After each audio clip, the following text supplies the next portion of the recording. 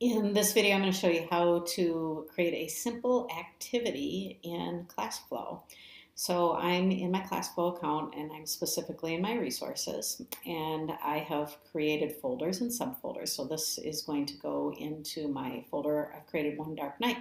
So that's the folder that I'm in right now. I'm going to click on the new button, and I want to create an activity that ultimately I'm going to put into a lesson. But an activity can also be sent to a class in isolation as well. It doesn't have to be embedded in a lesson.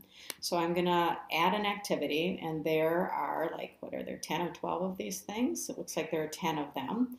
So you can explore the different kinds. In this one, I'm going to just do a simple categorize activity, much like containers in Active Inspire of the past. And this one is going to be called prefixes. And I think I'm going to specify a little more. I'm going to be copying the concept from this old flip chart. So this is with unre, pre, and dis. So I'm going to call it unre, pre, and dis. So there's a little more indication in the title of what this activity is about. If you're going to share this with others, filling in any of these fields I think would be a healthy choice.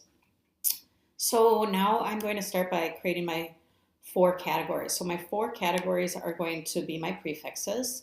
So now I've forgotten them, re, pre, dis, re, pre, and dis. And then the words are going to be put in those categories. So I'm just going to have to start with my uns here. So I got unmade, unclear, and untie. So unmade is going to be in that category, untie, and unclear. And let's go and take a look at my re's. So recook, reread, and reload. Recook, reread, and reload. And then I'm going to go look at my pre's, preteen and preheat and preprint. Preheat, preteen. So oh, do we have 2 heat? Oh, you know what I want to do in this is I don't want the actual prefixes in there. Okay. So I'm going to get rid of the prefixes. Sorry about that. And to make this a little more of an exciting exercise. Now, I just realized that preheat and reheat would also, there's almost 2 options for that answer. I might have to come up with a different one for that. So we got print and teen. So I'm going to put teen here and print. You could also reprint. So I might come up with some different words for my prefixes a little bit later. So for dis, I'm looking for own, like, and order. Own, like, and order. All right. So then you can choose a color scheme. So that is very simple. You could put an activity background.